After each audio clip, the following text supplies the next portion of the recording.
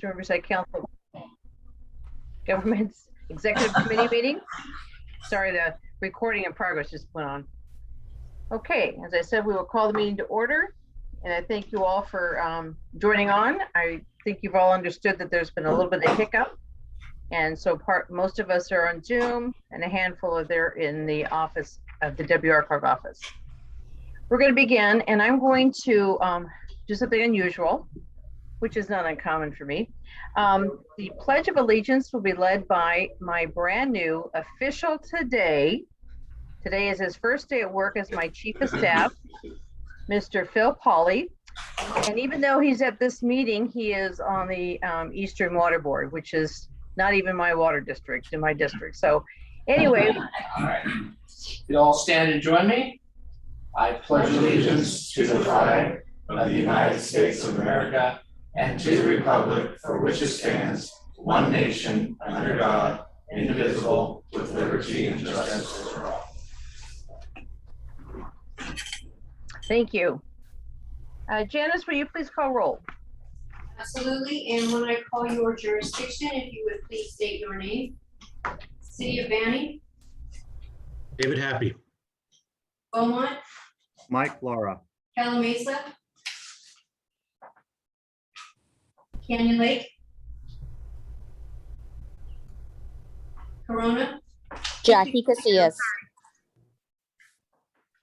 I'm sorry, did Canyon Lake speak up? Yes. Yes, Casey Castillo.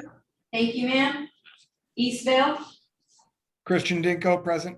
Hemet. Russ Brown. Parupa Valley. Chris Frost. Lake Elsinore. Brian Tisdale. Menifee. Matt Leesmeyer. Moreno Valley. Victoria Baca. Murrieta. Lori Stone.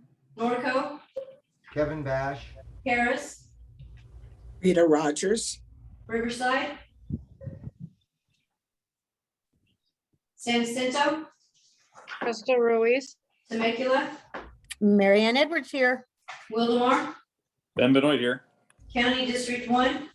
Kevin Jeffries here. District 2. Beagle here. District 3.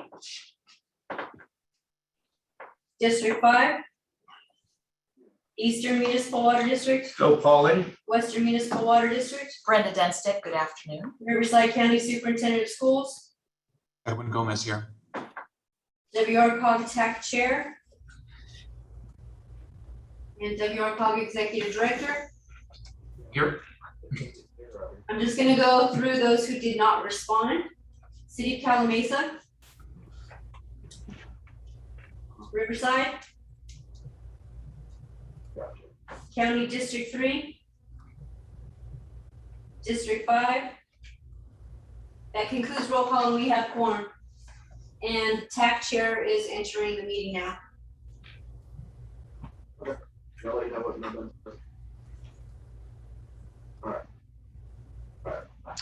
Okay, we will now move to public comments. At this time, any members of the public can address this committee regarding any items not listed on the committee. No, we're at public comments for items on the agenda, sorry. And they have the opportunity to speak on any of the agendized items at this time. So if there is no action taken on items not listed on the agenda unless authorized by law. So those of you who want to speak on the agenda or off, please let us know now. Do we have anybody wishing to address this board? I have no one in our conference room. Susie, do you see anyone in the Zoom platform? I have no email requests and I don't see anybody in the room. Okay, we'll move on to the consent calendar. All items under the consent calendar are considered to be routine and may be acted in one motion. Prior to the motion to consider any action by the committee, any public comments on any of the consent items will be heard. Janice, do we have any members of the public wishing to address anything on the consent? I have no requests in-house. Susie? No, ma'am. Does any of the members of the board wish to pull an item for discussion? I do. I pull item F. And who is that? Chris. Thank you. Item F. Okay. Anyone else? Approval of balance. Second.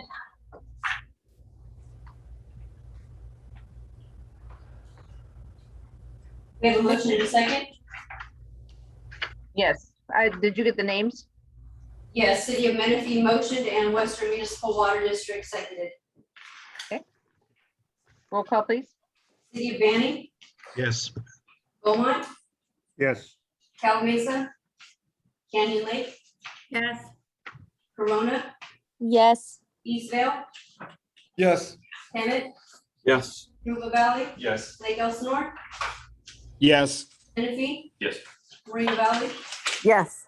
Marietta, Yes. Norco, Yes. Harris, Yes. Riverside, San Jacinto, Yes. Temecula. Aye.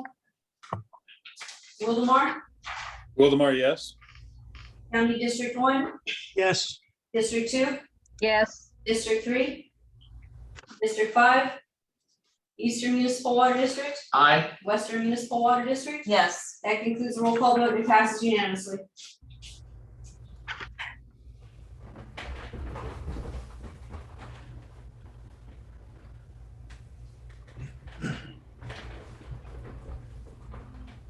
We'll bring this one back now, the item 6F or 5F.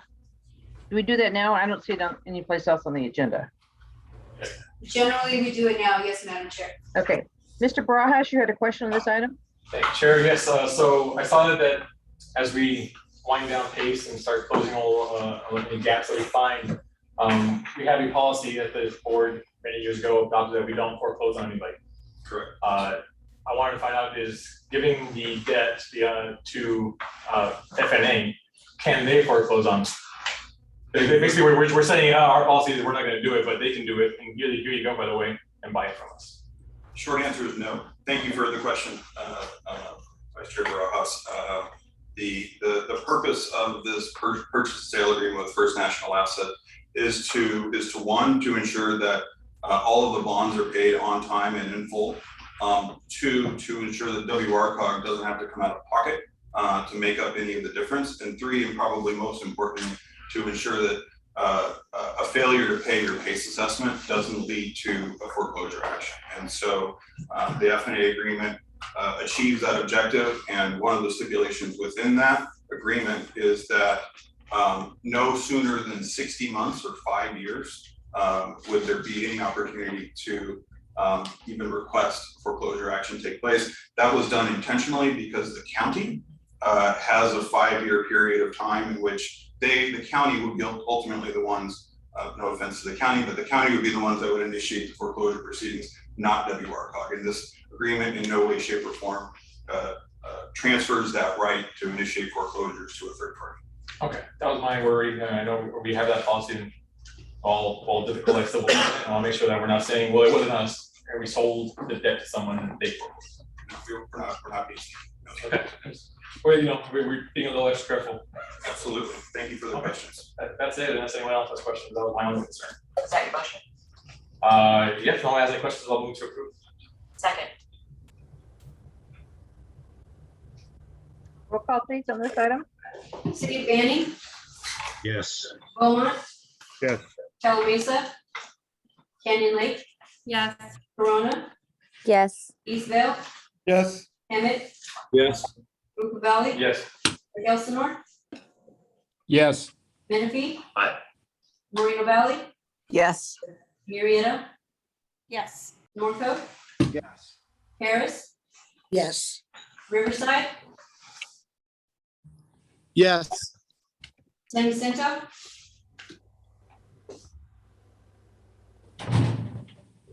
San Jacinto, Temecula. Aye. Thank you. And Temecula's yes too. Yes, ma'am. Thank you. Wildemar, Wildemar, yes. County District 1, Yes. District 2, Yes. District 3, District 5, Eastern Municipal Water District, Yes. Western Municipal Water District. Yes. That concludes roll call vote for that item and it passes unanimously. Thank you very much. Thank you. Next, we have reports from our various activities. Can I begin with Cal Cities? Aaron Sassy?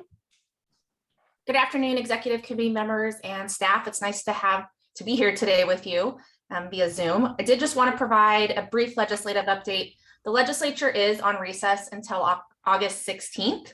When they come back, I know that this is when it always gets a little bit crazy. So I just wanted to give you some updates for you to be aware of before they do go back. One bill that is still moving forward that we've been supporting is SB 344. One of the biggest impediments with housing some of our homeless population is that they have pets. And this bill would actually create a program to help homeless with shelter, food, and basic veterinary services for their pets. And one positive was that the governor's budget did include $10 million for this. So that's moving forward. We do support it. SB 619 is a bill that I know I've talked about before. This has to do with the organic waste, the SB 1383 requirements. That is something that is still moving forward. We tried to get a delay in the implementation. Unfortunately, we weren't successful in that, but this bill would delay any penalties. That is still moving forward. I know that Senator Laird, the author of this legislation, is still trying to get some funding for all of you, for our cities, with some of your implementation costs. That piece of the budget is still being negotiated. It's the cap and trade funds that it would likely come from. So that one's still moving forward. There's still some housing bills that we have been opposed to that are moving forward. One is SB 8. Basically, SB 8 froze all development related fees once a developer submits a preliminary application. This one is moving forward. We're opposed. I think that if you have not opposed it, you should. SB 9, I know I've talked extensively about that one. It has to do with the lot splits and the ADUs. That one is still moving forward. That one's going to be a very challenging one for us to kill. So if you have not opposed it, you should do so. Another really negative housing bill that is moving forward is AB 215. Basically, what this does is that it would require you to have a mid-cycle housing element consultation with HCD. And if your housing production is below the regional average, you would basically lose your pro-housing designation, and you could potentially have some punishments implemented by the Attorney General. We have heard that this bill may get amended and they would remove the pro-housing designation, but they would beef up your consultation with HCD. None of this would be implemented for several years, but this is something that would be very impactful for all of our cities. So I really can't urge you strong enough to oppose AB 215 if you have not done so already. Another housing one is AB 989. Basically, this creates a housing appeals committee, which we are opposed to. We just don't believe that there should be any sort of process outside of the court system. So that's another one we're opposing. There's several post-pandemic relief bills still moving forward. These are various bills that would allow some of the to-go alcohol options, would allow you to use your streets or sidewalks for some of the outdoor dining provisions. So those are all still moving forward. Basically, the governor's executive order would sunset in all of these, and then the legislation would pick them up. So there would potentially be a gap between when the executive order sunset and when these would become law, but it would allow flexibility with local governments to continue to allow some of these practices. I'd be happy to take any questions. Just know that come August 16th, a lot of these bills will be moving very quickly. So please, if I ask you to make phone calls or send in letters, it really does help us with our lobbying efforts when you do that. Thank you, Erin. Janice, do we have any members of the public wishing to ask questions or comments? I have none in-house. Susie, do you see any online?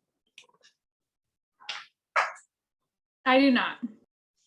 Do any of our members of this committee have any questions or comments?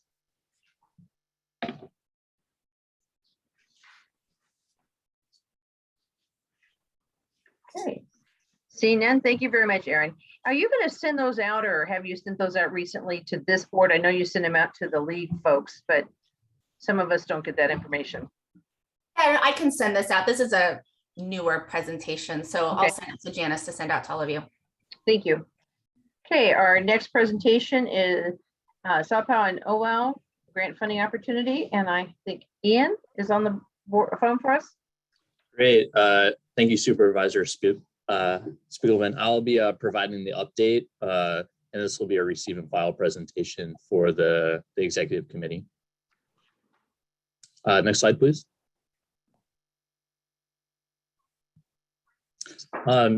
The following is a brief overview of the One Watershed, One Water, One Watershed program, or OWOW. And there's some grant funding that'll be available to Western Riverside that we thought would be important to highlight. This funding is available through my home agency, the Santa Ana Watershed Project Authority. The funding is called Proposition 1, Integrated Regional Water Management Round 2, or IRWM Round 2. So I'll be going through this upcoming grant opportunity that your WRCOG and your home city or agency may be interested in. Next slide, please. This funding is allocated across the state through 12 IRWM funding areas. And there's also various sub areas within those 12 known as regions. For your area, or Western Riverside, you are in the Santa Ana River Watershed, which is a funding area and a region all in one. The program that manages the planning and the allocation of funding and scores projects as they apply for state funding in this area is the One Water, One Watershed program, or OWOW program that SAPA manages, my home agency. And then the governing body that approves any plans and any project criteria that scores project proposals for this grant funding is approved by the OWOW Steering Committee and the SAPA Commission. Next slide, please.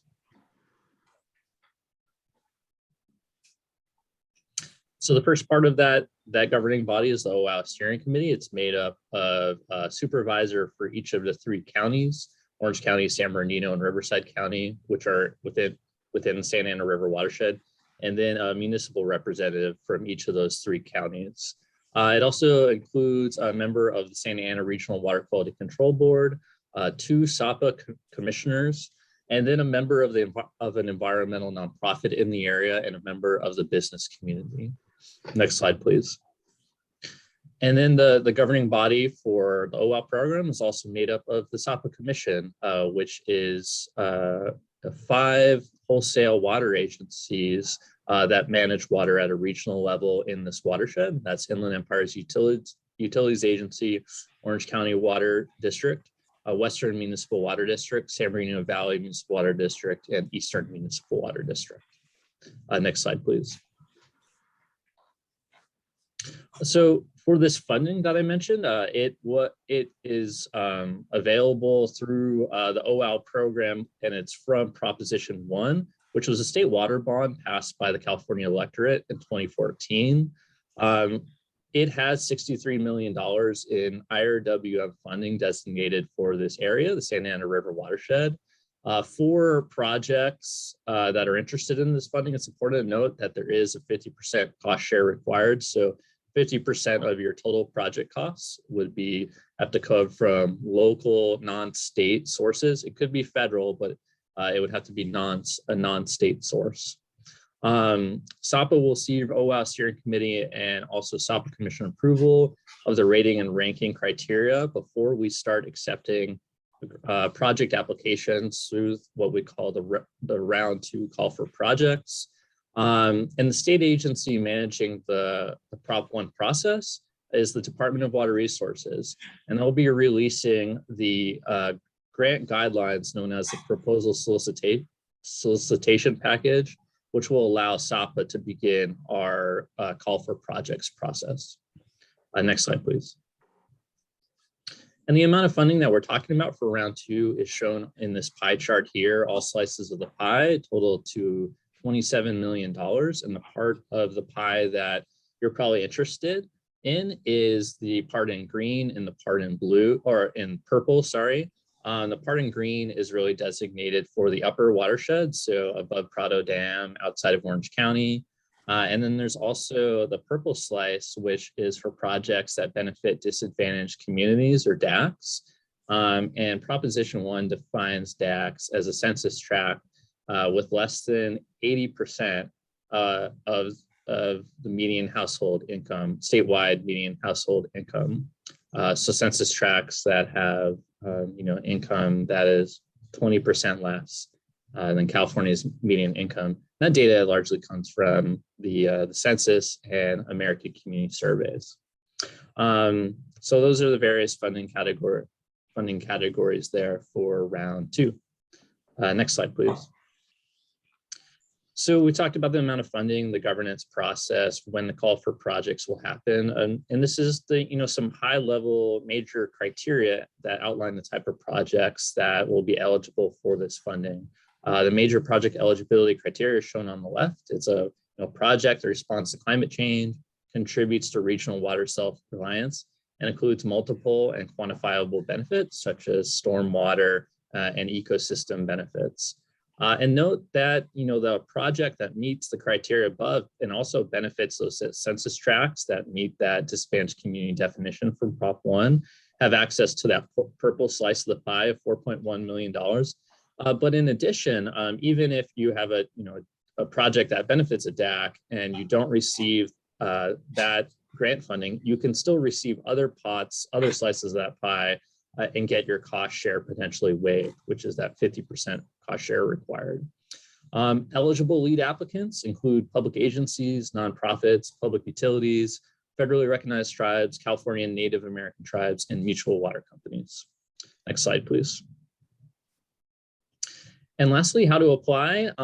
If you're interested, we have an upcoming workshop on August 26th. That's a Thursday, so the last Thursday of the month. That's a good opportunity for your staff or yourself to become, learn more about the criteria that'll likely be involved for the round 2 of call for projects. But you can also get on our email list by following the link above that's highlighted here, and you'll be notified of when the call for project starts and any workshops, including the August 26th one.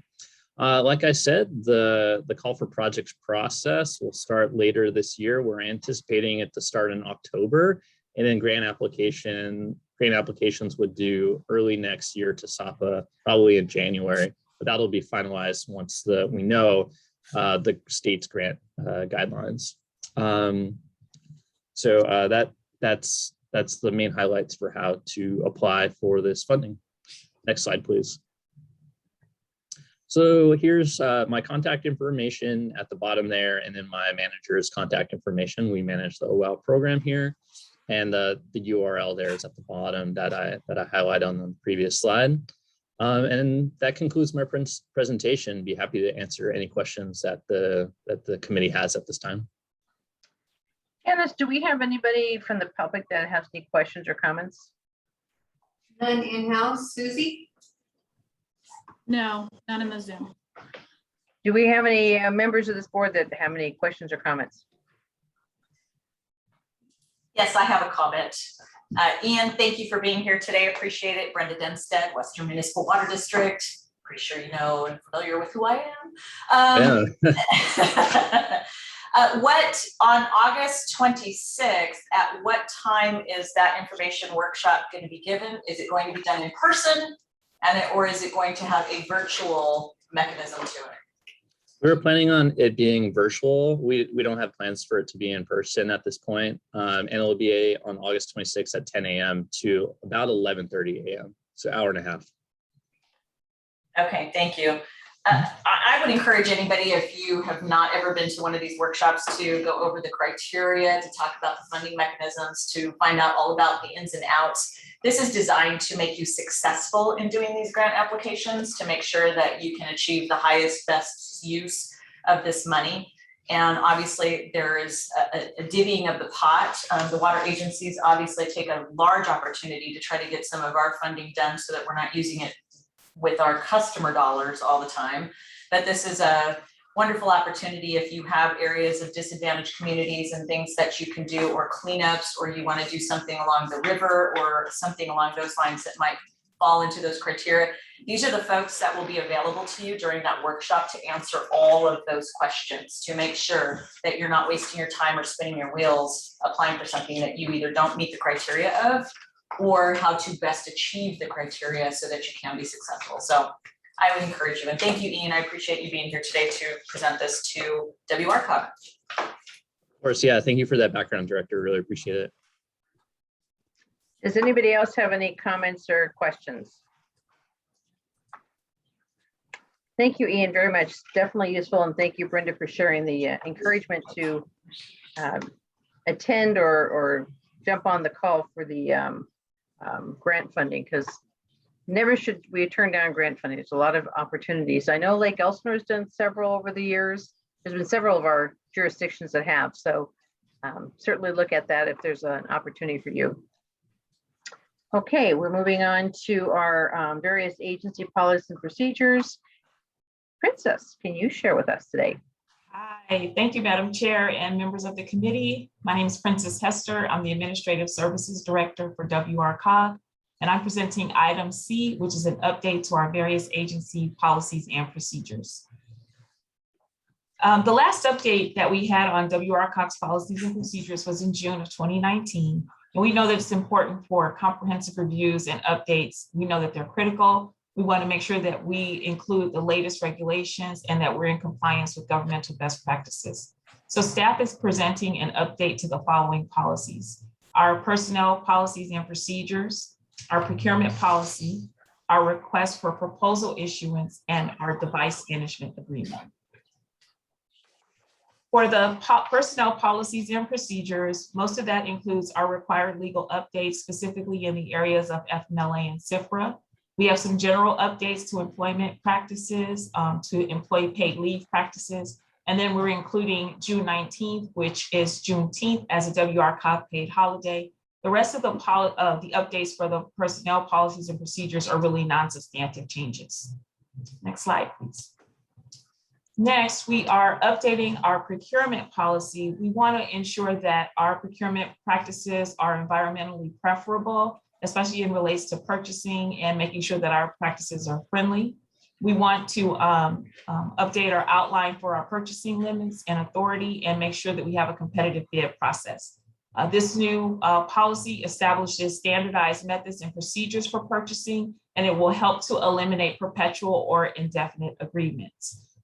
It'll set contract limits to about 3 years with no more than 2 amendment options, and the maximum duration of an agreement will be about 5 years unless the executive director makes specific findings or the executive committee makes specific findings. It's important that we align our purchasing practices with the 5 best practice principles, which are ensuring the best quality, the right quantity at the right time for the best price, and definitely with the right vendor. Next slide, please. Next is our request for proposal issuance. The update refines our RFP and RFQ process. We feel that these updates will help us develop more focused and intention-based proposals, and it will standardize our periods of performance, ensure a competitive and open process for bidding. It doesn't limit RFP issues for contracts less than $100,000. It just means that they're not required, but it would be required for all procurement over $100,000 unless the executive director makes specific findings. Next slide, please. And finally, I'm presenting our device management agreement. This is a new policy that we're implementing due to the pandemic. Staff began working remotely. And so we're recommending a new process so that we can safeguard our electronic devices and equipment. This process will mandate that each employee surrenders their electronic devices should they separate from WRCOG, and then provide access, access to WRCOG for the information that we need from those devices. We presented this policy to the Administration and Finance Committee, and there was some suggested changes to the language regarding our WRCOG's access to devices.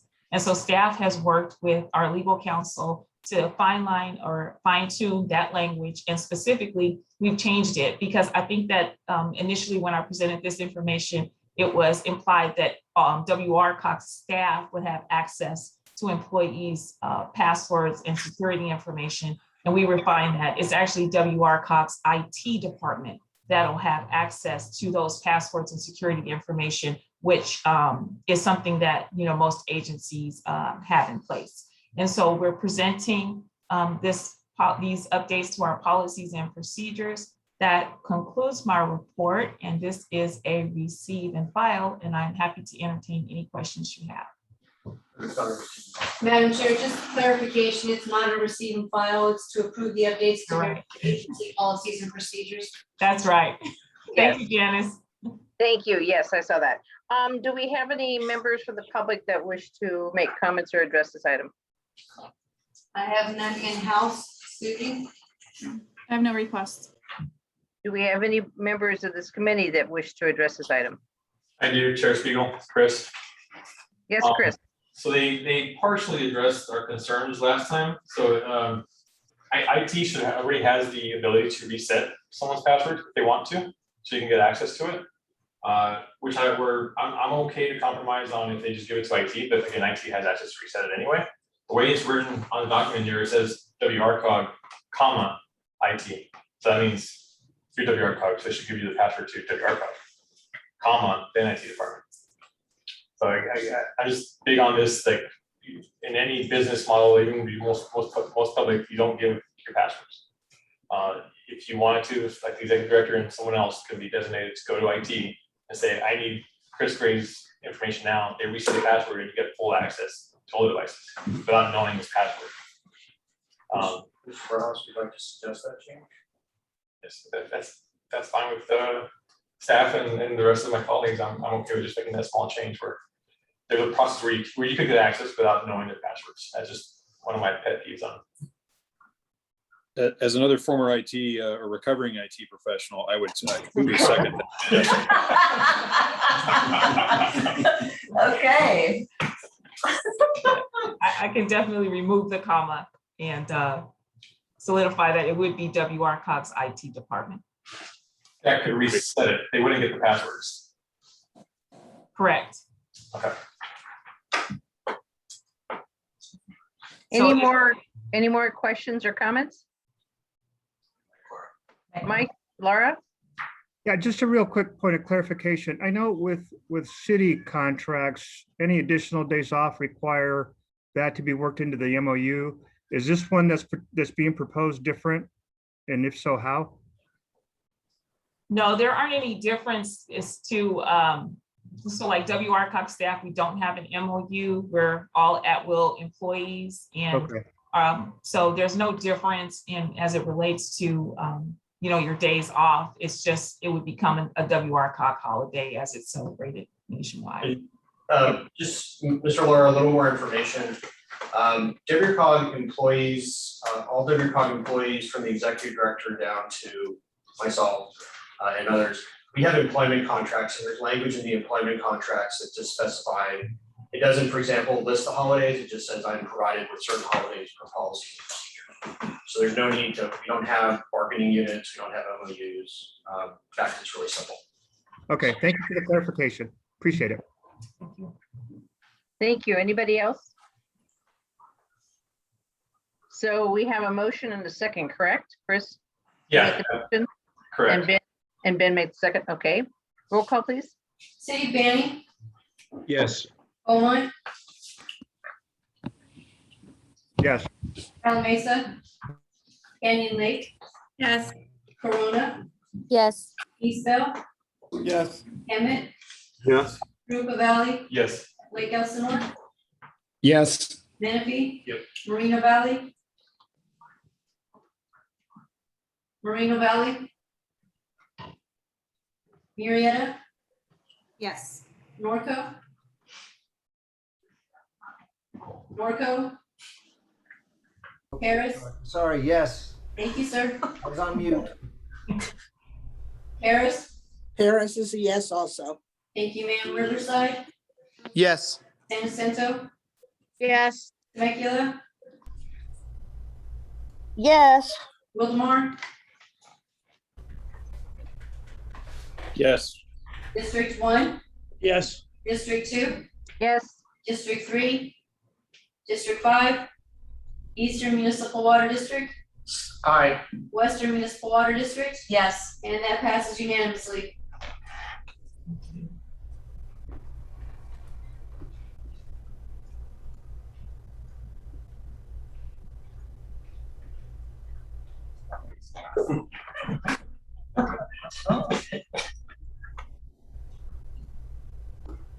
Was I on mute then, or did you get that? Yes, ma'am, you were. Okay, Janice, you and I are playing with this microphone here. Okay. Next update is PACE compliance, Casey Daly. Thank you, Madam Chair, members of the committee. Casey Daly, Director of Energy and Environmental Programs here at WRCOG. I'm going to be talking to you all today about an update on our compliance activities as it relates to the now shuttered residential PACE program. Briefly, as a reminder for everybody, the PACE program provides financing for energy efficient, renewable energy, water conservation, seismic hardening, and fire strengthening improvements to now commercial properties only, and that financing is repaid on the property tax bill. So jumping into it, we're not talking at all about commercial today, we're just talking about residential PACE. So late fall last year, September, October, Renovate America breached the agreement with WRCOG by unilaterally ceasing to administer the California HERO programs. In December, just a couple months later, Renovate America filed for bankruptcy. And then the following month in January, the executive committee gave direction to wind down the entire residential PACE program. As of today, that has been completed. All the relationships with Renovate America and the other two active residential PACE providers that we worked with have all been terminated. Just a kind of a high-level overview of the program. Over 90,000 completed assessments were recorded since the program began. Since 2017, we've recorded approximately 54,000 payoffs or releases of liens. We have about 34,000 active residential assessments remaining. Of those, we are currently dealing with approximately 20 active lawsuits, and we'll be spending a fair amount of time in closed session talking about some of those today. The chart on the right really is just to show kind of what the work that my staff and team have been doing over the last several years. The payoffs, my team is directly involved in the paying off and recording the release liens for all that. So you can see over the last few years, we've averaged north of 10,000 payoffs per year. On the column on the left side, you can see the proverbial cliff that new projects fell off of starting in 2016, 2017. Next slide, please. So before we get into the meat here of the item, I wanted to just kind of give a high-level overview of my team's compliance efforts. And this generally starts with somebody contacting WRCOG, whether that's through a phone, email. We have an online intake form that I'll talk about in a second. But through some variety, WRCOG is contacted by a property owner with a question or a concern. We take that information, we collect it, we enter it into our CRM system, and then depending on the nature of the inquiry, we'll investigate doing a variety of things, including reviewing all of the documents associated with that assessment, seeing if we have any complaints on file related to the contractor. Through DocuSign, we have the ability in many circumstances to actually go in and geolocate where documents were signed. Ideally, you would expect a person who lives in Moreno Valley to be signing documents in Moreno Valley. So it's very helpful to kind of get that coordinated geolocation. And then finally, we have the ability to listen to the recorded calls. So when Renovate went out of business, one of the things that they left us with was a host of recorded calls that they conducted, both outbound and inbound. Again, depending on the nature of the investigation, if it's a workmanship claim, we will point property owners to the Contractor State Licensing Board, CSLB. That's the entity that's responsible for contractor oversight in the state of California. If there are other issues that might pertain to fraud or identity theft or things of those nature, we're gonna move that over to the DFPI, the Department of Financial Protection and Innovation. The DFPI is the statewide entity that is responsible for issuing license to PACE program administrators. So we work very closely with both the CSLB and the DFPI on issues of anytime we have a problem or a complaint to come in, we work with both of those entities directly. We will then circle back with the constituent, let them know the status of the investigation. Our objective is to try to resolve it as quickly as possible. No offense to all the attorneys, without as many attorneys involved as possible. We find that if we can address the problem before it reaches an attorney, then we don't have to turn it over to legal, and we can try to work directly with the homeowner to address the problem. Unfortunately, sometimes it's beyond that, and so when we are contacted by an individual that have representation, we turn them over to our legal team and we work through those processes. Next slide, please. So one of the things that Renovate's bankruptcy and just them, walking away from the program has caused, put a lot of burden on WRCOG staff, because Renovate America was always the front line for homeowners that had questions, concerns, or complaints. And so with them no longer being there, WRCOG is now the front line. And so back in February, worked with the team, we put together this online intake form that's really designed to have a homeowner enter in some basic pieces of information so that we can then go back and research and find out, find out what the problem is and how to resolve it.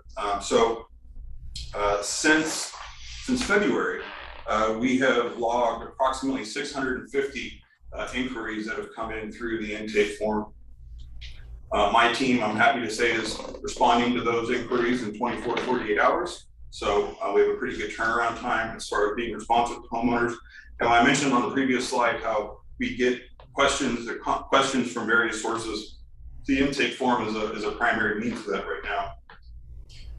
And if you look at the table there, you'll see that the majority of the questions that we get are either related to payoffs or requesting documents. And that's very consistent with the north of 10,000 payoffs a year that we're seeing. So a lot of the questions that we get are related to, how do I pay off my assessment? I'm doing a refinance. How do I, what do I need to do to get rid of it? And then workmanship is the other kind of general broad bucket of questions that we get. Next slide, please. So in late May, the DFPI, Department of Financial Protection and Innovation, contacted WRCOG to let us know of an investigation that they concluded involving a company called Martinez Construction. This investigation involved Martinez Construction and an individual or individuals that work for that company. We'll get into all of the details once we get into closed session, but the short version here is that we were notified of about 10 assessments that were fraudulent. The DFPI had gone through its investigation and had made the determination that these were in fact fraudulent assessments. How do we define fraudulent? Fraudulent, one, property owner never agreed to anything. Was not seeking PACE financing, never agreed to take out PACE financing loan. Additionally, no work being done. So this is a situation where a homeowner never even was aware of financing being taken out against the property, and no work was done. Okay, so this is the most egregious kind of situation that we deal with. Once we became aware of this, once WRCOG became aware of this and looked at the assessments, the property owners' names, we were then quickly able to identify about 4 or 5 of those assessments and property owners that were tied to active litigation that WRCOG and our legal counsel is dealing with. The moment that we realized that we had all these assessments, and my staff went through and verified that these were in fact, the property owner that was on the call that we had listened to is not the same person that's on another call, along with the DFPI support, made the determination that, in fact, yes, all of these were fraudulent assessments. And so WRCOG frankly took an unprecedented step by causing to pay off all of those assessments, refunding all money that had been paid on behalf of those assessments, and then recording the release of lien. Now, this is a serious situation. We notified all of the property owners that this is taking place. It's kind of when you get those emails from the Nigerian prince who says he's got a whole bunch of money for you. Some of the property owners kind of felt that way because we were calling them to say, hey, we are WRCOG, we're from the government, we're here to help. And it took a little bit of convincing to convince the property owners who we were and that we were actually here to help. But we ultimately refunded all the money for those assessments. We paid off all of those assessments, and that paying off the assessments allows WRCOG to record the release of lien so it no longer is on the tax roll. As I mentioned, we contacted the property owner to let them know that this had happened. And as a result of this specific investigation, the DFPI revoked Renovate America's license to operate as a PACE administrator in California. Now, they'd already filed for bankruptcy, so you can argue about the merits of that. But the point is that the state agency that was responsible for issuing licenses revoked the license as a result of this case. Next slide, please. Now, this was the right thing for WRCOG to do, no doubt about it. WRCOG is not in a financial position to continuously have to pay for contractors who have broken the law. In fact, WRCOG was a victim of this fraud along with these property owners. WRCOG is not the beneficiary of the PACE bonds that get issued. We have to ensure that the bonds are paid in a timely manner, but we do not receive the proceeds of those bonds. So anytime we are made aware of a fraudulent assessment, WRCOG is required to take action to remove the assessment from the property and to refund any money that's already been paid on its behalf because it's not a valid assessment. So what do we do about this? We have to fix this problem in some fashion. Fortunately, in 2013, the state of California created a PACE loan loss reserve program, which is administered in the state treasurer's office. CATFA is the authority that we call them for short, but just for posterity purposes, it's the California Alternative Energy and Advanced Transportation Financing Authority. So we know the state loves their alphabet soup. They created, it was seed funded with about $10 million to pay claims in which a mortgage holder has lost money as a result of a PACE assessment. So right now, the only way that the loan loss reserve can be tapped into is if you have a mortgage holder who, for whatever reason, lost money on the property as a result of there being a PACE assessment. And WRCOG's perspective on this and what we are seeking direction here today is to open up the loan loss reserve program so it can actually be benefited, so property owners can actually benefit from this in the case of the most egregious circumstances like I'm describing here, where you have a property owner who never agreed to anything, wasn't looking for financing, no work was done, and now they are saddled with this debt. So what we are looking to do, and we're asking direction today, is to direct us to begin to develop a coalition to pursue legislation at the state level to open up and repurpose the CATFA Loan Loss Reserve Fund so that claims can be made by the DFPI or another state agency against that pot of money so that assessments that are deemed to be fraudulent can be paid off, WRCOG can be notified of that payoff, and then record the release of liens so it can no longer live on the tax roll. Next slide, please.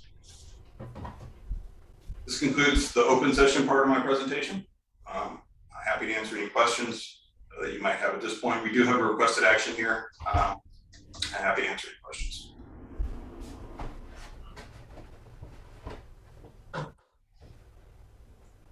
Janice, does anybody guests have any comments or questions? I have none here in the room. Susie? We have a hand up. I'm just not sure who it is. You can see us. Yes. Okay, thank you. Hi, I have a couple of questions and I'm not sure if this is a question to, be answered now or in closed session. But I wanted to thank Mr. Daly for meeting with me and explaining, our PACE program and where we are right now. But, my perspective from the local municipal government is that if something like this happens in our city manager approaches us before issuing any payment, even though it's the right thing to do. I agree with you, Mr. Daly, because there is a little bit of a conversation about strategy and how it is that we're going about this. So I have a couple of questions. I'm going to start with one and then we'll go through the others, but let me know if they're appropriate for this time or for closed session.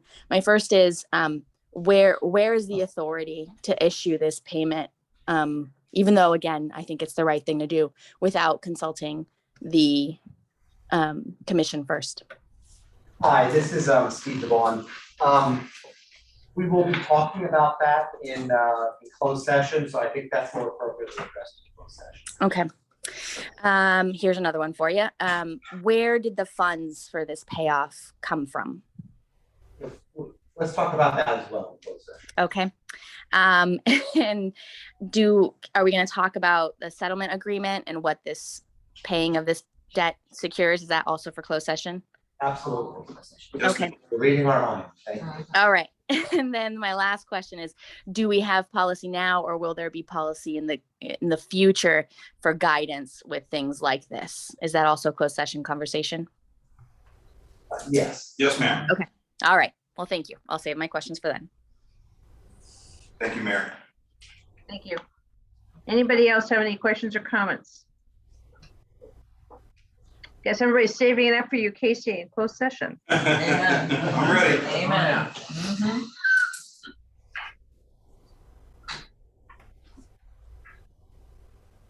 Can we get a motion? Motion, but my concern is there's more questions. I don't know if they would be covered under this motion. Well, let me ask this question. Are you looking for a sponsor then from the state legislature? Have you actively sought who that may be to assist you to pursue something along this line for a legislative proposal? Yes, we have, now that the legislature is in recess, we were kind of waiting for today, but we want to pursue some of our local legislators here from the sub-region, being politically sensitive to how we can get sponsors to pass bills. But yes, we are looking for a sponsor. We have obviously a couple people in mind, and we were to receive this direction here, that would, in my mind, give me plenty of room to go out and aggressively pursue this, find a sponsor, develop a coalition. I have started to have discussions with the DFPI, with the Treasurer's Office, with CATFA and their legislative folks to float some ideas. Los Angeles County is also in a similar situation. Let me ask you this question then. In terms of a coalition, are you looking to other cogs to then jump on board your bandwagon here to try to seek this type of funding? Or are you trying to do it as a solo opportunity to seek a legislative sponsor to push a bill? Because it would seem to me that if you're wanting to address a problem overall in its totality, you'd want to probably incorporate other cogs with it to make your argument stronger, to then try to seek legislators to push forward argument. That's just kind of how I see it. If it's a global problem right now or something that we're trying to solve because it doesn't just affect us, Yeah. right? Yeah. It affects the region. Yes. So I'm sorry, Kurt, did you? No, go ahead. I was just gonna say, so the PACE bond issuer world, which is the world that we live in right here, is a relatively small community. The County of Los Angeles is in a very similar situation as to WRCOG in that both of us worked with Renovate America. They filed their bankruptcy. They're no longer here.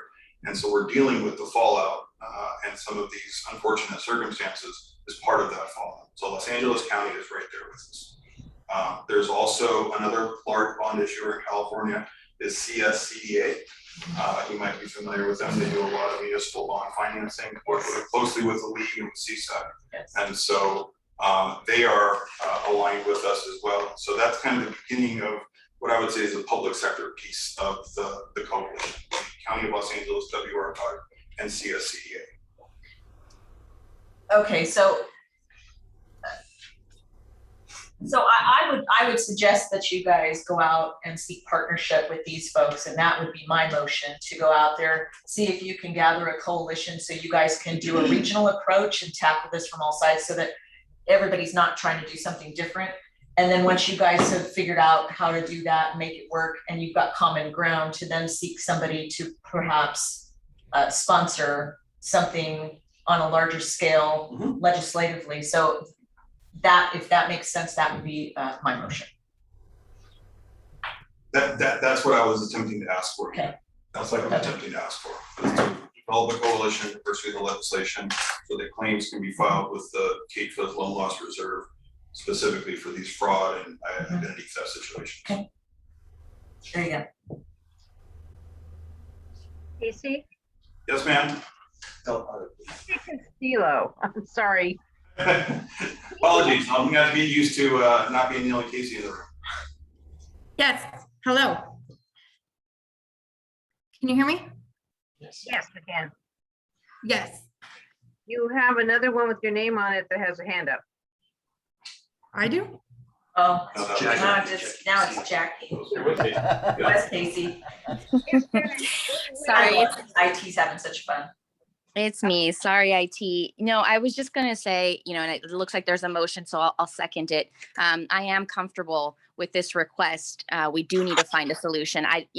We can go round and round on whether or not it's going to be effective, and I'm sure there's going to be pushback, but absolutely, we should be looking to partner and build that stronger coalition, but I'm not opposed to us moving forward and getting this started. So I will second the motion on the floor. Thank you. Sorry about that, Casey. I swear I read your name on that one. It's all right. That was me. I apologize. Oh, you played a game on me, huh? Okay. Can you please do roll call, Janice? Certainly. City of Banning, Yes. Beaumont, Yes. Calamasa, Canyon Lake, Yes, Corona, Yes. Eastvale, Yes. Hemet, Yes. Rupa Valley, Yes. Lake Elsinore, Yes. Menifee, Yes. Moreno Valley, Marietta, yes, Norco, Yes. Paris, Yes. Riverside, Yes. San Jacinto, Yes. Temecula, yes, Wildomar, Yes. District 1, District 1, yes. District 2, Yes. District 3, District 5, Eastern Municipal Water District, Aye. Western Municipal Water District. Yes. That concludes roll call vote. It passes unanimously. Thank you very much. Thank you, Jen. Next, we have a report from our Technical Advisory Committee. Mr. Van Wyken. Good afternoon. At our last TAC meeting, we had a number of presentations on a variety of topics, including the SAPA OWEL presentation that you saw earlier in this meeting. We also had a presentation and discussion about early childhood education and childcare challenges and opportunities, something that we know is vitally important to our workforce right now and to our different business sectors. And heard from the county, First Five, who's in partnership with the Riverside County Office of Education. We also had an opportunity to hear from UCR, specifically as it relates to their opportunities to advance sustainability, innovation, and social inclusion, also known as their Oasis Park program, which is another opportunity to drive innovation in Western Riverside County. That's the end of the report today. Thank you, sir. Okay, we are moving into our reports from our committee representatives. Mr. Tisdale, do we have anything from CalCog? No, we don't. Thank you. Thank you. Crystal Reed, so do we have anything from Standag?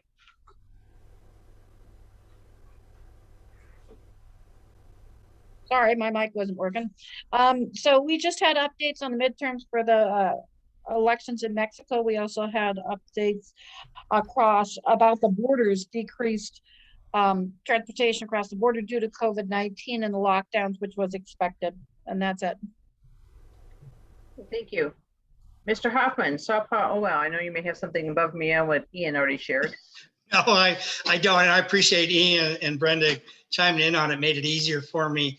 But just the fact that on the first round for the Prop 1 funding, 16 disadvantaged communities took advantage of those funding. So, and that was in Orange, San Bernardino, and Riverside County. And so that's a good thing.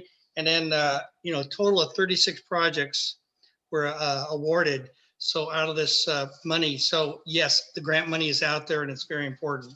And I want to update, I don't remember if I actually told you that in the June meeting, especially for those cities and communities that are along the river itself, SAPA went ahead and awarded a general service agreement with GEI consultants to oversee and implement the Upper Santa Ana River Watershed Homeless Encampment, their phase 1 water quality monitoring and trash assessment. And that's a follow-up to their 2019-20 report in which they found the effects. So that's my update. Thank you, Supervisor.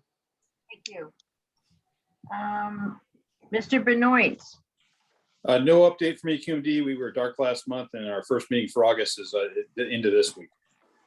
Okay, great, thank you.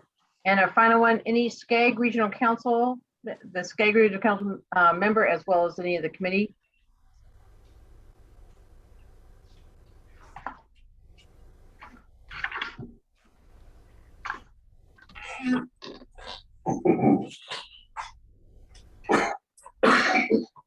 Anybody? No, ma'am. Okay. So now on my report, the first thing is just a reminder that we will not have a September committee meeting on actually, excuse me, it's moved to September 13th. There will not be an admin and finance committee meeting in August, but the remainder of the committees will meet teleconference. Correct me if I'm wrong, Janice. So I just wanted to make sure everybody was aware. And on the admin finance, I had mentioned it before. I mentioned this the last time. Those of you who are currently serving, I need you to respond whether you are wishing to remain on the committee or if you're wishing to step down and open the opportunity to others. And if anybody else is interested, we have quite a few folks. So there's going to be a little bit of changes on that committee, but I wanted to make sure I heard from everybody who's currently on the committee, and we have not. So make sure Janice or I have responded to you so that we know you have your name in the mix. And let's set the date for August 11th, which would be the next normal committee meeting. So please let us know by August 11th if you're interested to serve on the committee or remain on the committee, because we have to sit down and decide how many and who. We have a certain number that have to be on that committee. Okay, and the last update will be from our executive director. You've had so much time on the job, you should have a lengthy report.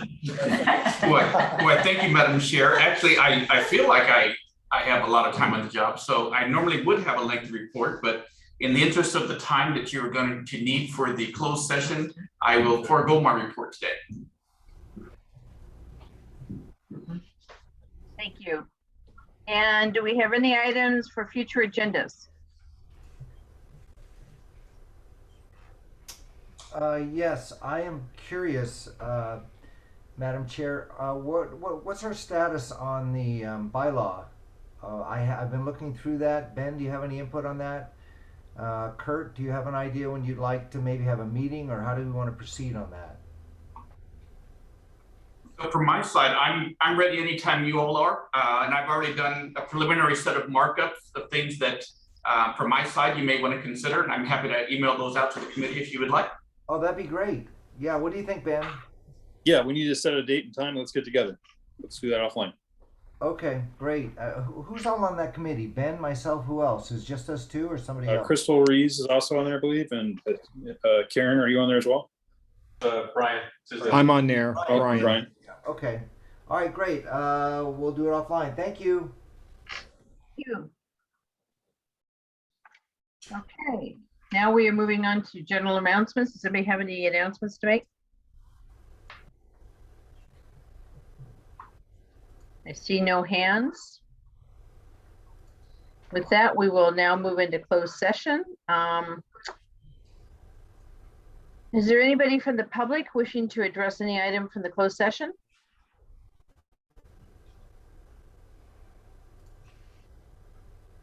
And if I could just announce with regards to the anticipated litigation relating to the exposure, we will be discussing potential cases relating to the DFPI. The other cases are already listed on the agenda. Okay. So we will now have everybody move for a closed session. Janice, can you please take care of that? Yes, ma'am. Susie and I are on it. 3 people.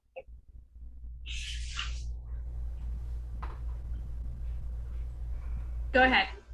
Okay, I'll be back. Okay, so there's only one item that we need to report out on. That's the core cause of action. The $7,500. The authorization is to accept the $7,500 payment for the full resolution of that case. So we're asking for a motion on that. To approve. Oh, actually, I'm sorry. We don't need an emotion. We already did. I'm just reporting out. I'm sorry. I didn't accept it. What if I did? We will make a payment of $7,500. Turn to September 13th. Have a good summer. Last month. Bye. So we're done.